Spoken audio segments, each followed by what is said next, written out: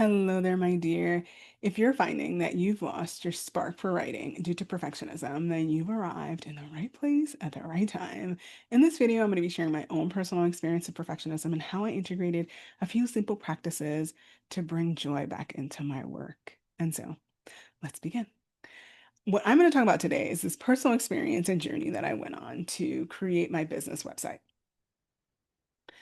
It was a journey that was supposed to take about like a month and a half, and it got extended to 5 months, maybe 6 months, 6 months. And I'm gonna tell you a little bit about uh why that happened and what kept me there and how perfectionism sort of creeped its little maniacal head.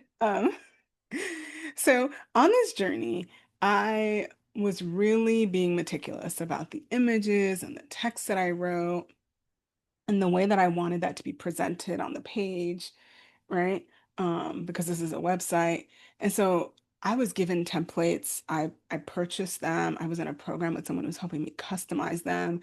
And I wasn't satisfied with most of the templates. I wanted to cultivate a set of like custom pages that all felt a little different and they had a different structure. And so while that sounds nice, what that really means is I added a whole lot more hours to the amount of work that I took on because of all that. And at some point, the project got so big, there were so many different website pages. When I'll be honest, the purpose of creating this website was to like create 2 or 3 pages because I have this lower ticket membership that's only a certain amount of money per month, right? It's not even $50 a month yet. And I was like, oh, I want to create a page for the membership, and then I want to create a homepage, and then maybe like 1 or 2 other pages, and that's it, right?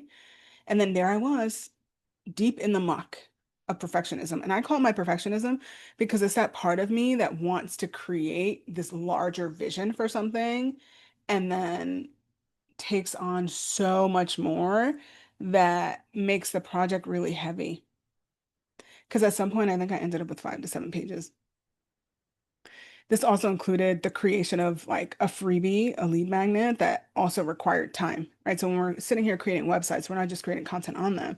Sometimes we're creating the content that goes on there that people sign up for. And so that I made super complicated and delayed and made much larger than it needed to be because I was insistent. Like in my mind, sometimes when my perfectionism comes up, it's just like, no, it needs to be like this, and it has to be the most juiciest value I can give people, and I need to give like my A+ effort. And when that comes in, like I am on another like plane of basically not really enjoying anything because I am insistent on things being a certain way. And I always say this, and you probably saw this in the title video, like I am insistent on getting things just right. And so what did this all result in? This 1.5 month project that turned into 6 months. Like my body was like, no, I'm not having it anymore. It was like, you're cute. Um, and my I think it was my left shoulder uh suffered for months. Like it was like I had to go to the doctor. And in addition to that, my body was exhausted. Um, And so just so you know, shoulders are connected to arms that are connected to hands that then type things on computers. And so like I would be in pain sitting here trying to do this website. Nevertheless, I am working a full-time role. I'm sitting here on the computer device and my body's like, what do you think you're doing? Right? And so I had to stop. And that is also what I feel like perfectionism does and how it shows up for me. But maybe that's something for you to reflect on. It's like, what does it look like when it shows up for you? My body responds at this point. And now I pay attention. In the past, I wouldn't. I would just like push through it. And then you know, I have been recovering from a few chronic conditions because that's what I do. I like let the perfectionism take over. I give myself all this extra work that I initially went in for, right? Because I always am very clear like what my intent is. And then when I'm in there, I'm like, oh no, like I need to make it like this. And it needs to be like this. And I need to do this. And then I get lost in all of that and I exhaust myself. My body breaks down and then I can't do anything. So website was nearly done about 2 months in, and it was like, nah, bye. Like there was just no way for me to complete it really. And so I had to take like 2 months of a break, right? And so what did that mean? That means I didn't look at the project. Um, but when I finally got back to it, I realized like, wow, I didn't even need that much work. I could have hit publish before. Like I could have hit publish when my body was breaking down because it was like three-fourths done, right? And that's when I saw it. Like I had to face the truth of like, wow, like this is what I do. This is how this perfectionism shows up for me in the context of writing because I was being very particular about the writing as well as all the other components on the website. And when you compose online, usually there's a lot more than just words, right? And so I was sitting there and I was like, oh my goodness, I could have completed this with like half the struggle and hit publish and had a website up by like March, but I allowed this part, this perfectionism to sort of come in and keep me from one, really enjoying it, and two, actually completing it in any kind of a reasonable timeline. So when I went back into it, I set a deadline. I put meetings on my calendar to meet with folks that were going to help me finish the website because there's someone that I'd hired to help me. And this is what made me be able to cross the finish line, even without certain components that I wanted to be part of the website. Like I had my mind set on this blog that was all about the Akashic Records. And I was like, if I have to do that, it's not going to happen by this deadline I've set. And so I let it go. I was like, well, that can be added later. This is the beauty of the internet realm. But that's what can happen, right? You can easily speak to perfectionism when you set a deadline and you've removed the muck and you're like, we're going to do the best we can on this set because we've already done more than enough. And so it's just a reminder to you before I move on to the next part of this video that perfectionism is breeded in the notion and the idea that we have time ad infinitum to do whatever we set out to do. The way most of us work as humans, like we need a timeline. And when you set that, I find that perfectionism can't really rear its head because I'm limited. I'm like, oh, well, this is all I got. And then I get to it, right? So see if that is supportive to you. All right, so it's that time in the video. Stop, drop, and write. Because here at Truly Yours, we honor the importance of being intentional and take some time to reflect. So I'm going to give you a couple questions to explore. You're welcome to write to them, to just think about them and consider them and walk through the world with them so that if you've been out doing other things and been distracted as I'm in the video, I'm calling you back to stop, drop, and write. Here are some of those questions. Today, I invite you to consider what are the other things that surround writing, which you can be quite perfectionistic about. Sometimes we imagine that it's just the words on the page that we're real particular about, but sometimes it's all the other stuff that is also keeping us from getting the things on the page. And what have you found to be supportive when you find yourself struggling with perfectionism? And if you don't know exactly what that is,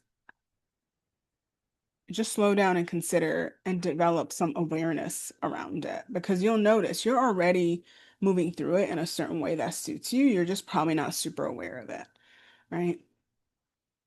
And if after listening to the first half of this video, you've gotten some insight, some support to consider, oh, let me try this, then jot that down too. Or how would you make that your own, right? Um, I'm also called to share that sometimes the way I am able to move through perfectionism is simply just showing up in community with other people. Sometimes being with others who are also writing just gets me to writing because I'm like, oh, everybody's writing, so that means I should be writing, so I'm gonna write, right? Versus if I'm alone, perfectionism can is also a breeding ground for me sometimes if I'm not in the right headspace. So I share that with you too to remind you that you don't need to move through this process alone. One and two, sometimes being in a different space helps with perfectionism. Because if I decide, oh, I'm going to sit at the cafe for this amount of time because I said I'm going to work on this, then perfectionism doesn't get to come in and mess things up. I only have so much time. I'm going to enjoy my tea at the cafe and see what can happen, right? So see for yourself, like what are the things from there that feel true for you? What are other things that you've tried? Sometimes it's talking to people that sometimes works for some folks. So what would you think might be supportive for you to just try once this week to help you with perfectionism as you're sitting down to write? Hi there. My name is Raquel. I am a doctor of words. I help visionary women of color who carry so much for their communities move only from writing what's expected, that's educational, polished, and professional, to courageously sharing the stories that reflect their full lived experiences so they can inspire others to make the impact they know they're here to make. So, if this video has been helpful to you thus far, make sure to hit subscribe and let's keep going. Let's move towards the last magical component of this video that I hope is supportive for you. What I noticed in my personal journey of perfectionism is that it often steals away the joy of actual writing. And I imagine that's why people find writing to be this really like tortured artist thing, because they assume it's supposed to feel tortured in some way.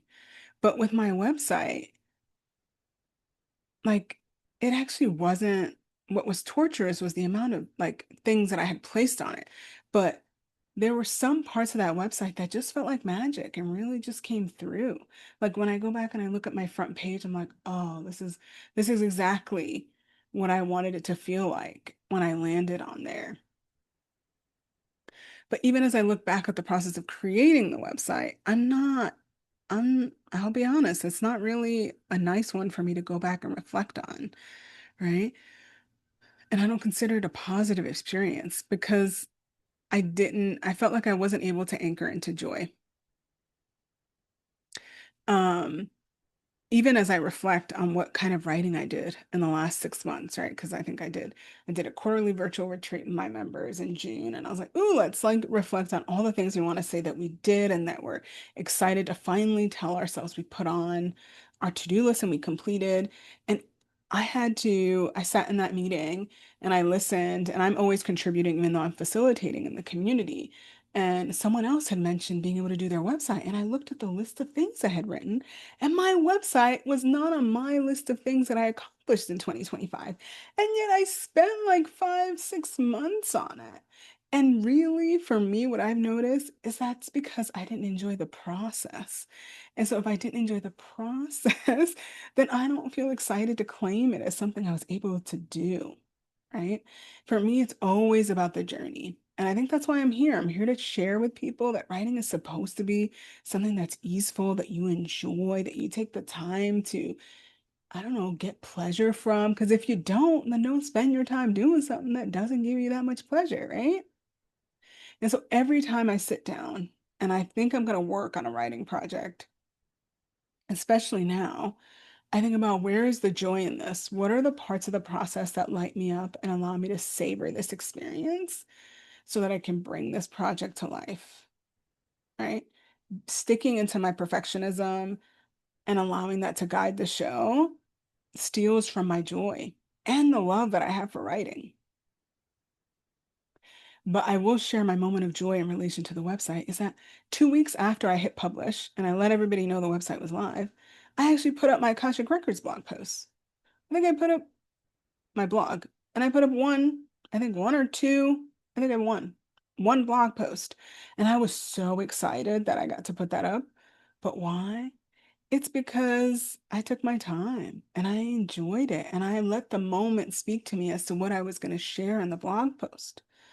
And I knew that that was just the beginning of my blogging about the records. And that just made me so excited to be like, wow, I mean, this is exciting to me. I get to spend my life long telling people about this spiritual tool that like has changed my life. Nothing freaking lights me up more, right? Um, Another moment of joy for me. And I'll be honest, before I get into the second moment, for me, the joy is found in the process because as a woman who got a PhD, a lot of the writing within the academy wasn't the most exciting for me. And I didn't enjoy putting it together. There was a timeline, I did it, I showed up, and I submitted it. What I enjoyed, honestly, about learning was never the creation of the darn 20, 30, 50 page, eventually 300-page dissertation. What I enjoyed was like the readings that we got to engage with, the ideas in those readings. I loved looking at stories and looking at literary criticism and being in this room with all these brilliant minds and having people push my interpretation and me give them things to consider and then sit in small groups and be able to do stuff. I mean, I even have good memories of like, oh, I'm going to outline this paper in advance and I'm going to bring it and let's see what we can all talk about and how could people support me in my project. Like those are the moments of joy for me when I look back at my 13 years of uh 3 degrees in higher education. And I got much more of that in my grad programs than I did in my undergrad. And so, and in the academy and in schools, they don't prioritize joy as being part of this process of reading and of writing. And so now that I'm not interested in publishing things within that realm, right? I'm like, oh, I've always loved writing. And even though I was always writing for the academy, I usually had a blog of my own. I usually had several journals that I would either journal or I would create poetry in. I mean, there were moments in my life where I got accepted to go to writing retreats, and that was the writing that brought me joy. But that's not the writing I did in the academy. And so when I prioritize joy in my writing process now, it's intentional because I spent over a decade prioritizing a certain writing that literally zapped me of any energy. And so I encourage you to consider where are the moments of joy in your writing process. Because if it's not there, let's be for real, we have short lives on this earth. We shouldn't be spending our time doing a bunch of stuff we don't want to do, right? So I provide that kind of context as to why I prioritize joy in my current writing projects, right? And so one project that I'm working on is my self-care book, all about self-care, and talk more about it at some point. But what's been really exciting about starting that book is that it's been unlike any other writing project I've ever done. It's much more intentional. It creates a great, like also integrate ritual into it. I journey with my guides in energy space. I pull oracle cards, like all those things, like literally make the magic of bringing this book to life feel like it's what I'm supposed to be doing. Like even this weekend, it was that point in the writing process where I had to move from like brainstorming into like now we have to create some sort of structure so we like know what we're writing. Because I spent the past month like imagining and taking notes down and like allowing myself to like really marinate on like what are all the things about self-care that I'm like here to share with people.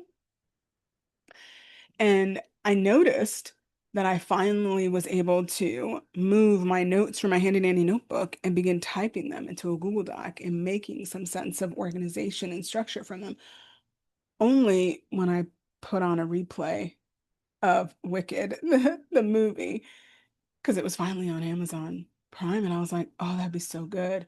And I'd already seen it in the movie theater, so I was like, oh, this is so good. So I put it on in the background, and I began transcribing and taking things from my notebook and putting them into my digital notebook.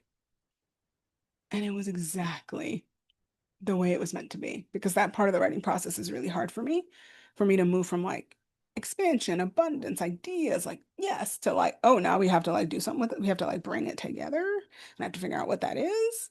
There's like that weird in between point. And the fact that I could put on a musical that actually has a lot of significance for me throughout my life.